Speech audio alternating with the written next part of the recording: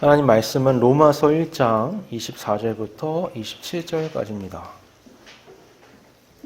로마서 1장 24절부터 27절까지입니다.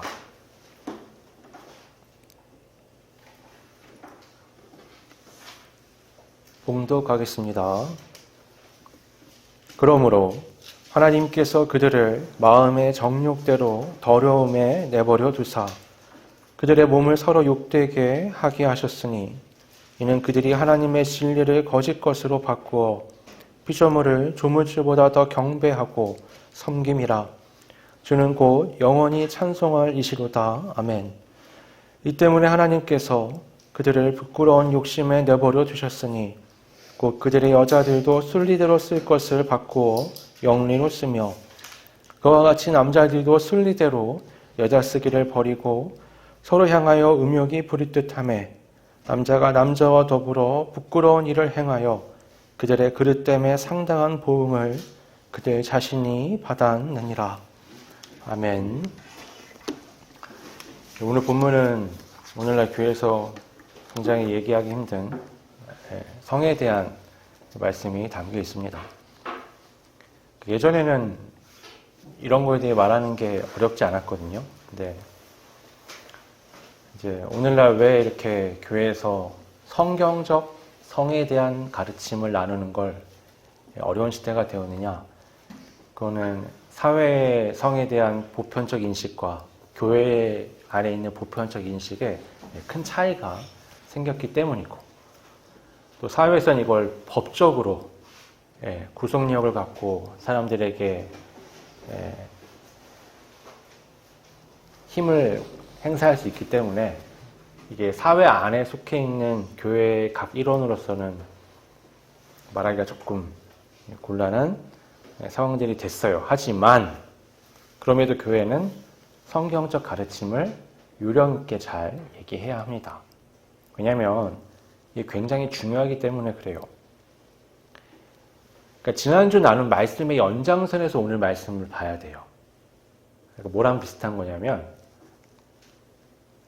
이제 지구온난화 때문에 우리가 지난 한 1년 동안 굉장한 기상이변을 경험했잖아요. 굉장히 따뜻한 곳에서 눈이 오고 추워야 될 시기에 여름이 되고 비가 굉장히 많이 오고 눈이 굉장히 많이 오고 막 꽃이 언제 펴야 될지 모르겠고 각 지역별로 보면 산불이 나는 것도 굉장히 크게 나고 그래서 보면은 각 지역별로 어디는 눈이 많이 오는 게 문제고 어디는 추운 게 어디는 더운 게 어디는 뭐 다른 게 또 문제지만 이거를 종합해서 또 포괄적이고 좀 더 근본적인 문제를 살펴보면 이건 지구온난화로 인한 환경오염의 문제로 인한 결과였단 말이죠. 그러니까 오늘 본문에서 성에 대한 얘기를 바울이 이제 인간의 타락상 중에서 첫 번째로 뽑아서 가장 강력하게 얘기를 하고 있는데 이거는 성 자체도 문제긴 하지만 이 너머에 예배자로서 하나님 앞에 온전히 서지 못한 자들, 다시 말해서 우상 숭배적 삶이 어떤 식으로 삶을 망쳐놓는가에 대한 표지라고 말할 수 있는 거예요. 대표적인. 그러니까 그 안에서 오늘날 자꾸 이게 논란이 되는 건 이런 거예요. 어떤 행위가 옳으냐, 그르냐, 저 하면 된다, 안 된다. 이런 거에 너무 집착을 해요. 예 중에 하나 그런 거잖아요. 오늘날 교회에서 술을 마시면 굉장히 안 좋게 봅니다. 담배를 피면 굉장히 안 좋게 봐요. 재밌는 거 그거 아세요? 예전에 그 영국은 술을 그렇게 다 마셔요. 영국에서의 문화라는 건 맥주 빼고 얘기할 수가 없으니까. 미국에서의 그 옛날 문화는 담배를 그렇게 핍니다. 근데 웃긴 게 뭐냐면 영국에 있는 목사들은 술을 마셨대요. 안 그런 데도 있겠지만 보통. 미국에 있는 목사들은 담배를 폈대요. 그 이제 어떻게 되냐면 미국에 있는 목사들은 교인들은 영국 사람들 보면서 저 그리스도인들이 술 마신다고 이제 뭐라 하는 거예요. 영국에 있는 사람들은 미국에 있는 목사들을 보면서 저 목사 담배 핀다고 이제 뭐라 하는 거죠. 그럼 한국은 어땠을까요? 예, 한국은 둘 다 하면 안 되는 이제 초창기에 그런 분위기가 형성이 된 거예요. 왜냐하면 한국인들의 선교사들이 와서 보니까 너무 무분별해요. 재밌는 일화가 있는데 그 외국인 선교사가 좋은 술을 이제 한 통 가지고 이제 온 거예요.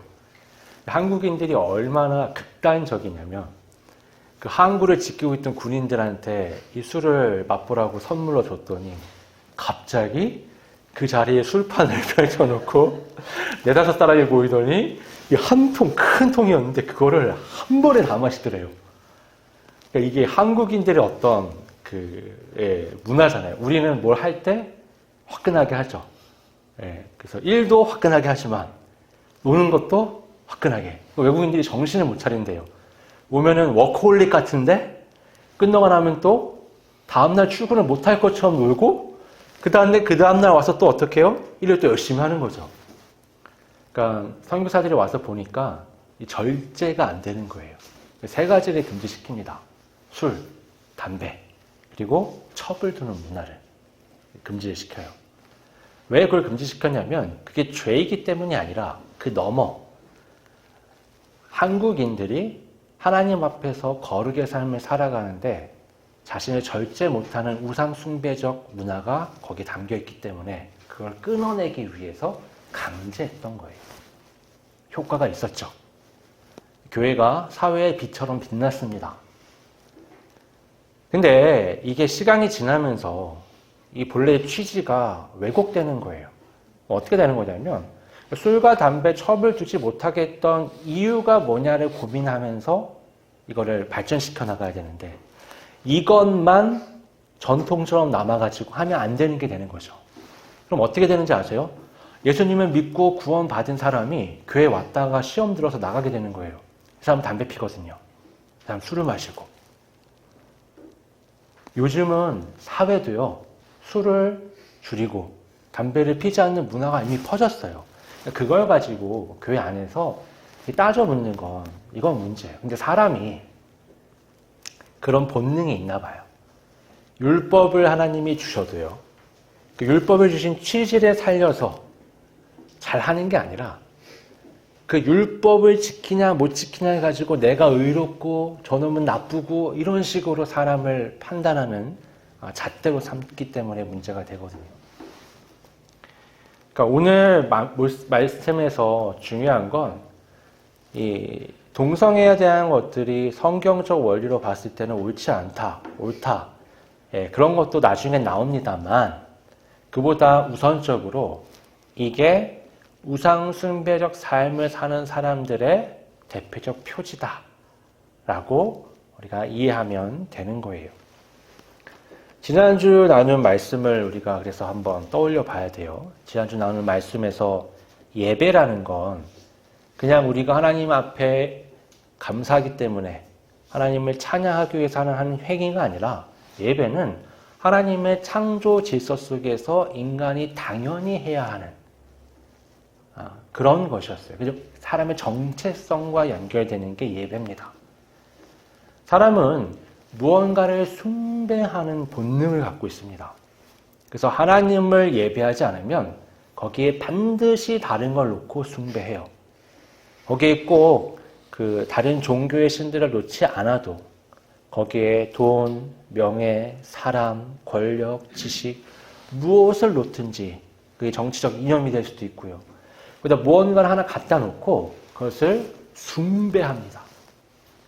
우리는 숭배를 굉장히 잘해요. 어떤 동물도 우리처럼 할 수 없어요. 우리 어떻게 해요? 이 숭배 지식을, 정보를 나누죠. 어떻게 잘 숭배할 수 있을지. 그래서 어떻게 해요? 특정한 제품이 나오는데 내가 그걸 숭배하면 언제 나오고 스펙이 어떻고 이번엔 뭐가 변했고 어디로 가야 싸고 이걸 얻은 다음에는 어떻게 해야 이거 널 잘 쓸 수 있고 숭배할 수 있는지 확 나누죠. 올 가을에는 어떤 패션이 유행할 거고 이런 걸 위해서는 어떤 브랜드들이 어떤 걸 하고 있고 찾아봅니다. 우리는요 열심히 숭배해요. 건강을 숭배하면 어떻게 되죠? 잠을 줄이고 시간을 쪼개고 에너지를 쏟아서 운동 열심히 하죠. 무언가 자꾸만 과도하게 몰입해서 그게 최고라고 생각하고 쫓아가는 것, 잘 뜯어보면 그게 숭배와 맞물려 있습니다. 그럼 왜 그렇게 우상숭배하느냐? 그 우상숭배의 바탕에는 자기숭배가 자리하고 있기 때문에 그래요. 하나님이 삶의 중심이 아니라 내가 삶의 중심이 되니까. 광고를 보면 그래서 다 그렇잖아요. 당신의 건강을 위해, 당신의 미래를 위해, 당신의 행복한 삶을 위해 다 나를 위한대요. 다 나를 위한다면서 다 돈을 달래요. 다 내 걸 가져가면서 나를 위한대요. 네, 온갖 게 다 그런 걸로 가득 차 있는 문화인 거예요. 그래서 그냥 조금만 생각해보면 우상 숭배로 가득한 세상인데 사람들은 특정 종교라는 틀 안에서 어떤 신을 섬기지 않으면 자기는 무교라고 말을 하는 겁니다. 그러니까 성경적 원리는 뭐냐? 그런 건 없다는 거예요. 사람은 하나님을 예배하든가 아니면 자기 자신을 숭배하는 외적으로는 우상 숭배적 삶을 살던가 둘 중에 하나라는 겁니다. 문제는 그거예요. 죄에 빠진 인간은, 그러니까 죄라는 게 원어로 보면 관역에서 벗어난 화살을 얘기하는 거거든요. 관역이 저기 있고 내가 활을 쐈는데 똑바로 나는 쐈다고 생각했는데 자꾸 옆으로 가는 거예요. 그러니까 사람이 당연히 나는 최고의 것을 숭배한다고 생각하는데 본래는 그게 하나님이어야 된다는 거예요. 또 지난주 나눈 말씀에서 문제는 뭐냐면 사람의 이 지적 능력은 하나님을 예배할 수 있는 최적의 조건을 갖고 있어서 세상에 어떤 생물도 할 수 없는 최고의 형태로 무언가를 예배할 수 있는데 문제는 마음이 어두워져서잖아요. 마음이 어두워지니까 이거는 불이 꺼져서 보인다 안 보인다 이런 개념이 아니고요. 이 마음이 밝으면 온전히 볼 수 있고 마음이 어두워지면 제대로 볼 수 없다는 걸 의미하는 겁니다. 마음이 어두워지니 하나님을 제대로 볼 수 없고 하나님을 제대로 보지 못하니 엉뚱한 걸 하나님의 자리에 두고 숭배하는 거예요. 숭배의 기술적 능력은 탁월해요. 근데 무엇을 숭배해야 하는지를 모르게 돼버리니까 우상 숭배적 삶이 가득한 세계가 돼버린 겁니다. 그런데 이게 하나님과의 관계에서만 문제가 되는 게 아니에요. 하나님을 예배하는 게 인간의 정체성이라고 얘기했잖아요. 그럼 이게 왜곡돼 버리면 무슨 문제가 생기냐? 하나님을 예배할 때 하나님과의 바른 관계 속에서 하나님의 말씀이 중심이 되는 사람 됨을 회복하고 살아갈 수 있는데 반대로 거기에 다른 것을 두면 그로 인한 인간성이 왜곡되고 정체성이 흐트러지면서 하나님이 세우셨던 인간의 모습을 잃어버리고 왜곡된 삶을 살 수밖에 없다는 거예요. 그 가장 대표적인 게 지금 성이라고 얘기하는 겁니다. 여러분, 성이라는 걸 한번 생각을 해보면 그런 거예요. 하나님의 창조 질서에서 성은 어떤 거냐? 하나님은 남자와 여자를 창조하셨습니다. 그리고 둘을 한 몸이라고 말씀하셨어요. 두 사람의 아름다운 결합을 통해서 자녀들을 낳는 하나님이 이 땅 가운데 생명을 불어서 확장시키시는 생육과 번성의 목적을 이 부분을 갖게 되는 겁니다.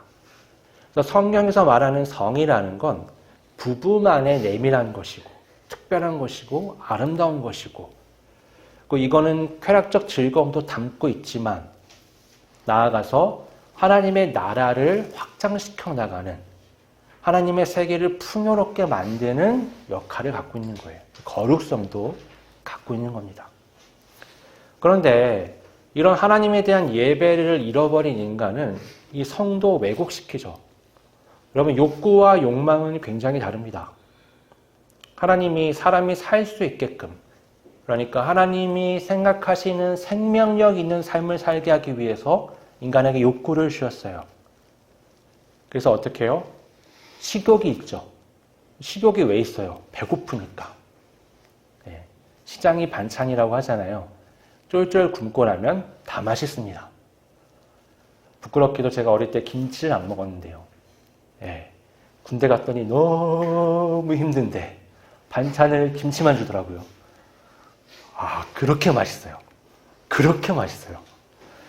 여러분, 식욕이라는 건 사람이 살기 위해 하나님이 주신 특별한 거예요.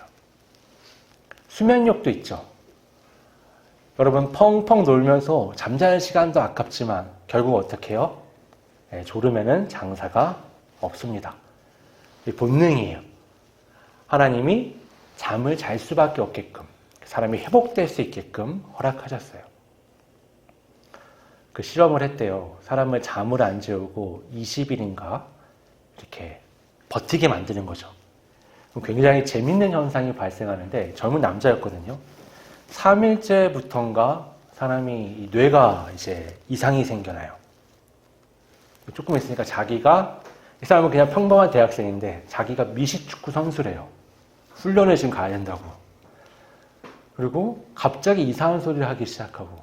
그러니까 2주 정도 잠을 안 자니까 완전히 다른 사람이 되어 있는 거죠. 그리고 나서 재웠더니 하루를 풀로 자더래요. 24시간. 그리고 나서는 원래 본래의 모습으로 이제 돌아오는 거죠. 그러니까 쉼이라는 건 굉장히 중요하고요. 그걸 위해 하나님이 수면욕을 주신 거죠. 성욕도 마찬가지예요. 하나님이 우리에게 성욕을 주시지 않았다. 그럼 내가 아름다운 여자를 보고 멋진 남성을 보고도 아무런 충동을 못 느낄 거 아니에요.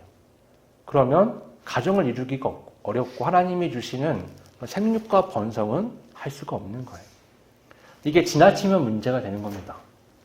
식욕이 지나치면 이제 엄청나게 살이 찌면서 성인병이 걸리겠죠.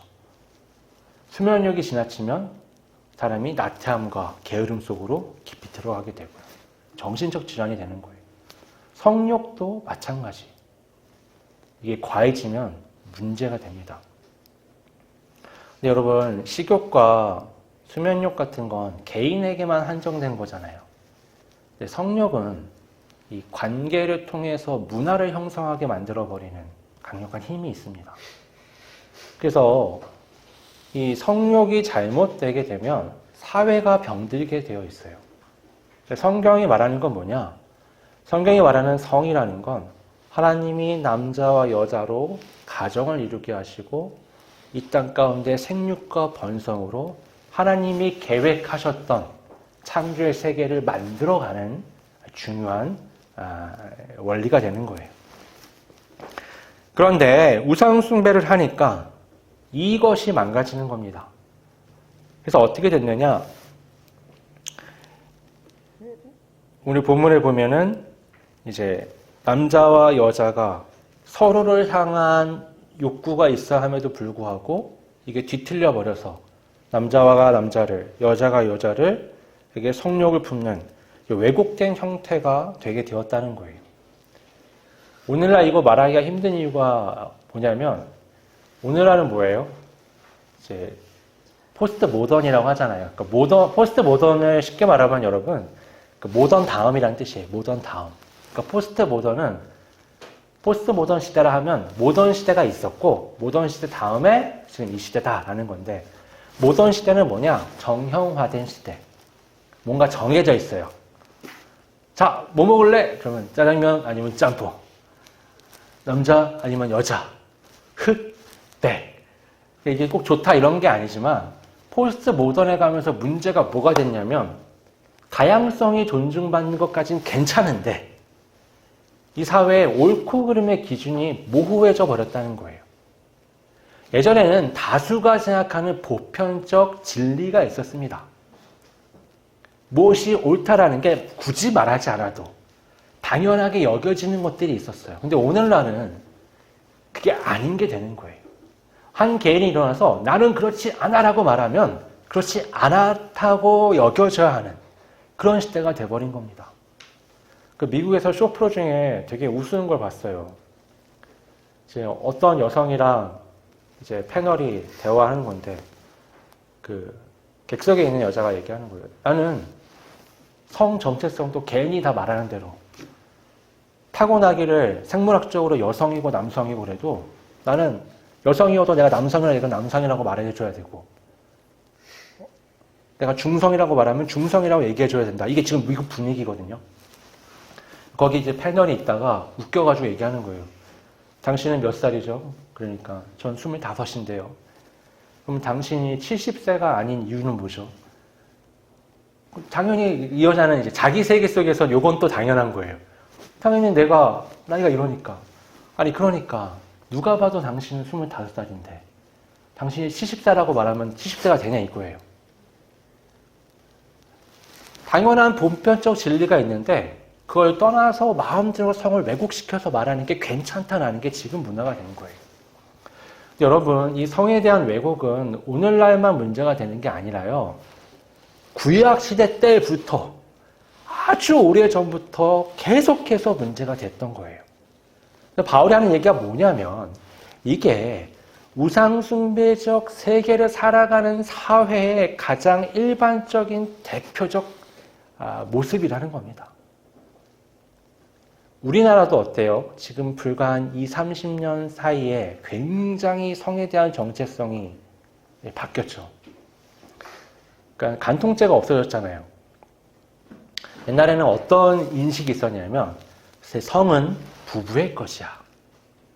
그러니까 이게 이 가정이란 울타리 밖으로 세워나가면 그건 잘못이지. 라는 이제 보편적 생각이 있었어요. 근데 오늘날은 이게 어떻게 바뀐 거냐면 성은 개인의 것이야. 부부라고 해도 나의 영역 안에 있는 이 성을 간섭할 자격은 없어. 그러면 어떻게 되냐면요. 이 외도라는 게 이혼의 사유는 될 수 있어도요. 이 상대에게 죄를 물을 수 있는 사유가 될 수는 없는 게 돼버린 거예요. 이게 성경적 관점에서, 여기서 말을 잘해야 돼요. 제가 성경적이라는 걸 자꾸 빼먹으면 이제 문제가 됩니다. 성경적 관점에서 사회의 타락의 과정입니다. 그러니까 오늘날 우리 사회는 굉장히 위험한 곳을 향해서 달려가고 있다라고 말할 수 있어요. 로마를 보면 로마가 멸망하게 될 때쯤에 로마 길거리를 보면 애들이 그렇게 많이 뛰어다녀요. 엄마는 누군지 알거든요. 아빠는 누군지 몰라요. 가족이라는 게 없는 거예요. 애 엄마는 있고 애는 있는데 아빠는 없는.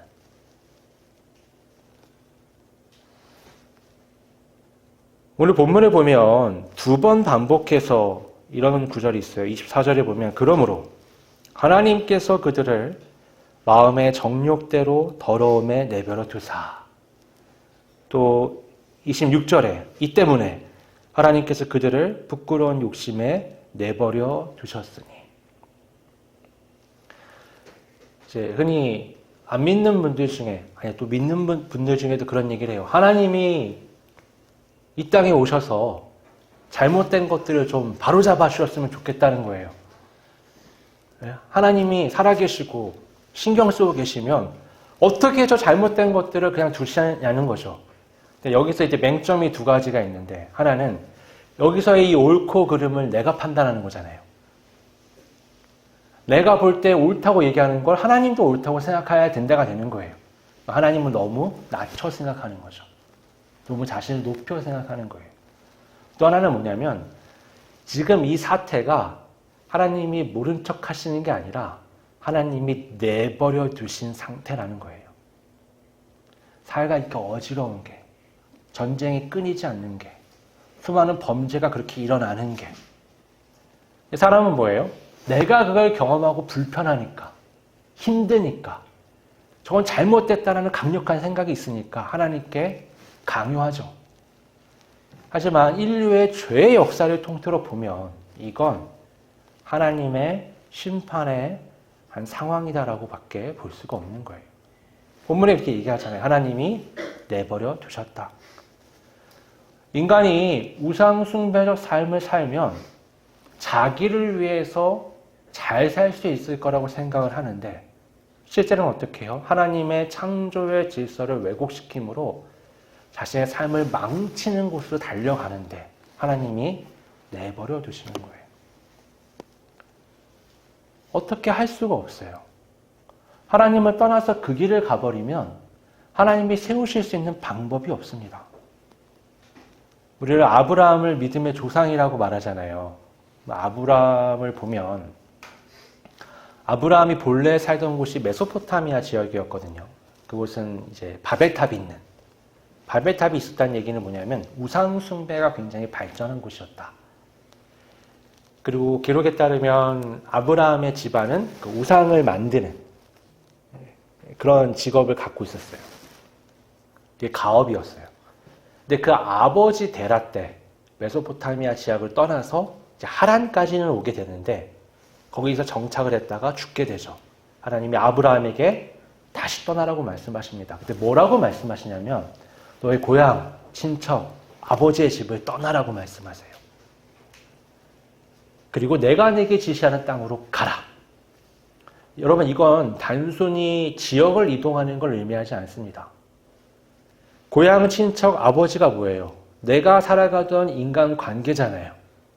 내가 살아가던 사회예요. 거기서 나와야 된다는 얘기를 하시는 거예요. 그 얘기가 무슨 말이냐면 그것은 우상숭배적 삶이 가득한 곳, 하나님의 자리에 다른 것을 세우고 숭배하는 곳, 그래서 하나님이 세우신 질서를 따르는 사랑됨을 버리고 각자가 자기가 옳다고 여기는 것을 쫓아서 내달리는 그런 곳에서부터 나오라는 겁니다. 내가 내게 지시할 땅은 뭐예요? 가나안 땅 가봤더니 뭐 별게 없는 거예요. 힘들어요. 척박해요. 근데 거기서는 뭘 할 수 있느냐? 하나님만 바라보면서 믿음으로 설 수 있는 거예요. 아브라함과 조카 롯이 이제 서로의 갈 길을 가는 장면을 보면 조카 롯에게 아브라함이 먼저 선택권을 주거든요. 네가 먼저 정해. 그럼 내가 반대로 갈게. 근데 아마 성경은 말하지 않지만 아브라함은 그랬을 거예요. 얘가 그래도 그렇게까지 멀리 갈까? 근데 조카 롯이 이렇게 보니까 동쪽을 봤더니 뭐가 있냐면 요단강이 있는 거예요. 그 요단강을 보니까 저 우리 애굽에 있었던 나일강 같은데 말로 들어오던 그 하나님의 에덴 동산의 강 같은데 저기 있으면 정말 좋을 것 같은데 갑니다. 가서 어떻게 해요? 더 좋은 것, 더 좋은 것, 더 좋은 것 쫓아서 내려가요. 결국 어디에 도착하죠? 소돔에 도착합니다. 거기가 어땠어요? 하나님의 천사들이 하도 나쁜 얘기를 많이 들으니까 소돔을 찾아가요. 여기가 정말 죄가 만연한 도시인가? 그랬더니 거의 인간의 모습을 하고 오니까 그 소돔에 있는 남자들, 젊은 남자, 늙은 남자 할 것 없이 다 찾아와가지고 이 롯의 집에 둘러싸고서 롯에게 그 천사들의 사람들인 줄 알고 내놔라. 우리가 상관하겠다. 이 상관하겠다가 우리가 성적으로 이 사람들을 착취하겠다예요. 이 도시가 얼마나 망가졌는지를 보여주는 단편적 장면입니다. 그 후에 거기에 하늘에서 불이 내려서 다 타버리잖아요. 롯은 어떻게 됐을까요? 롯의 가족은 정말 아브라함 때문에 하나님이 그들을 탈출시키시는데 그 안에는 결국엔 그걸 또 뒤돌아보다가 소금 기둥이 되어버리죠. 이게 정상적인 기능을 할 수가 없는 거예요. 반면에 아브라함은 하나님이 약속하신 땅에 머물러 있었습니다. 나중에 소돔하고 이게 5개국과 6개국이 전투를 해가지고 소돔에 있는 모든 게 다 그 사람이든 물건이든 다 이제 끌려갈 때 아브라함이 혼자 가가지고 자기 사병 이끌고 그 연합군하고 싸워서 이긴 다음에 다 되찾아오잖아요. 그러니까 이게 조카 롯의 관점에서 보면 황당했을 거예요. 우리 삼촌은 저 척박한 땅에 혼자 아무것도 없이 있는데 아니 내가 정말 여긴 최고야 라고 생각하는 이 굉장한 도시 국가들 속에서 이들을 짓밟는 나라까지도 이기는 삼촌. 당황스럽죠. 이게 바로 하나님께 예배하는 자가 이루어가는 삶의 모습인 거예요. 그러니까 이건 단순하게 동성애가 좋다 나쁘다라는 얘기를 넘어서는 겁니다. 이건 우상 숭배와 깊은 연관이 있는 거고요. 바꿔 말해서 내가 하나님을 예배하지 않을 때 내가 숭배하는 것을 쫓아 내가 내 삶을 망치고 있나라는 걸 잘 살펴봐야 하는 거예요. 하나님적 가치를 떠나와 있는 것들이 있는가? 면밀하게 따져봐야 합니다. 우리 지난주에 말씀 나눴지만 여러분 말씀으로 내 삶의 모든 부분을 두드려 봐야 돼요. 나의 가정, 나의 생각, 삶에서의 모든 부분들, 내 안에 깊숙한 모든 곳곳을 다 말씀으로 두드려 봐야 합니다. 그리고 바로 서야 되는 거예요. 여러분 단순히 나는 이거는 죄를 짓지 않네, 저거는 죄를 짓네 이런 생각을 하는 게 중요한 게 아닙니다. 하나님이 이스라엘을 애굽에서 꺼낼 수밖에 없었어요. 우리는 어떤 생각을 하냐면요, 우린 애굽에 있고 하나님이 애굽을 좀 바꿔주셨으면 하는 거예요. 왜요? 여기 문화가 난 익숙하고 여기 살아가는 게 좋잖아요. 그런데 하나님은 어떻게 해요? 떠나라는 거예요. 빠져나와. 다른 데로 가야 돼. 광야에서의 생활은 너무 힘들어요. 우리가 지난주에도 금송아지 사건 얘기했잖아요. 모세가 갖고 있던 10계명은 하나님께서 이스라엘 백성의 내면을 바꾸는 데 집중되어 있다면 이스라엘에 만든 금송아지는 자신들이 애굽에서 해오던 그 우상 숭배적 문화를 가지고 하나님을 만들어낸 거예요. 자기들을 위한 하나님을 만든 거고요. 하나님이 주신 율법은 하나님의 백성다움을 회복시키는 거예요. 이 두 개가 충돌한 사건이 금송아지 사건이잖아요. 우리 삶에도 그런 사건들이 계속 일어나는 거예요. 하나님은 나를 바꾸시기 원해요. 내가 예배자가 되도록. 하나님을 향한 바른 예배의 삶이 회복되면 삶 전반에 걸쳐서 지진이 일어납니다. 모든 곳에 다 영향이 가게 되어 있어요. 이때 믿음으로 하나님의 말씀을 쫓아가는 겁니다. 여러분 예수님이 베드로를 찾아가셨을 때를 생각해 보세요. 베드로 여러분 자기 배로 자기가 나가서 자기가 금을 던졌어요. 자기 그물로. 근데 어떻게 해요? 밤새도록 했을 때는 아무것도 못 잡았는데 엄청나게 많은 물고기를 예수님이 말씀하실 때 잡았단 말이에요. 끌고 왔죠. 자, 여러분 보세요. 내 배고 내 그물이고 내 노력으로 내가 건진 거예요. 근데 그거 다 버리고 갑니다. 왜냐하면 이게 중요한 게 아닌 걸 아는 거예요. 이게 아니라 예수님이 중요하다는 걸 깨달은 겁니다. 그래서 그 잡은 물고기마저 그 배마저도 버리고 바로 예수님을 쫓아가는 거예요. 예배자의 삶은 쫓아가는 겁니다. 떠나야 되는 거예요. 하나님이 인도하시는 삶으로 방향의 전환이 이루어져야 되는 겁니다. 여러분 주저하지 말고 하나님이 인도하신 예배자의 삶으로 나아가는 우리 모두가 되기를 바랍니다. 기도하겠습니다. 거룩하신 아버지 하나님, 우리 죄의 본성은 자꾸 하나님을 떠나서 자신의 것을 쫓아가게 만듭니다.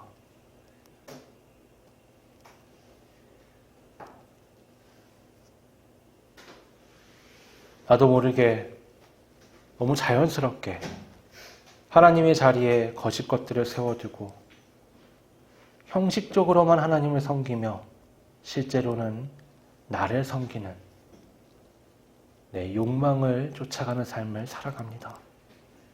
오늘 이 시간